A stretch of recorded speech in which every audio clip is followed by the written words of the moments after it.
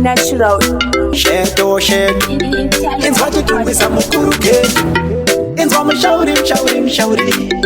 Shasha Subara totifale Ndo subare babili Banodanana Nakambukuta tonde na Esther Abafe barambana Pakati kape moyo Ndo pauri Pakati kape moyo Auzifa Shayua Auzifa Shayua Daka ita kunyura Munyura dododo Urudo newe Napota musandi nyurura Shamunyura dododo Urudo newe Cha anandita murudo Mumundi ninda kandi notsiva Shato kuti nitamure Nikute aumbotsiva Nazinaka ita kunyura Munyura dododo Urudo newe Napota musandi nyurura Shamunyura dododo Urudo newe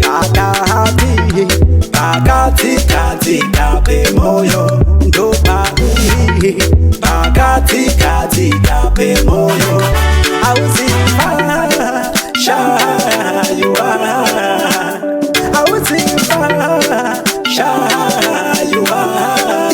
Kuchikatika na mahama Ndikukanga nehama Bebana bangu mama Uri mangu muhana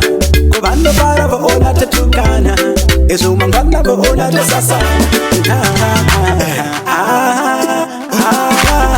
Ndiye wanda sari Maza nichizire ingawa ninda kuda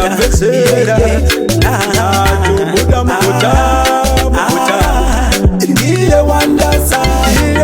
Maza nichizire ingawa ninda kuda Daka ita kunyura Munyura dododo Napota musandi nyurura Shamunyura dododo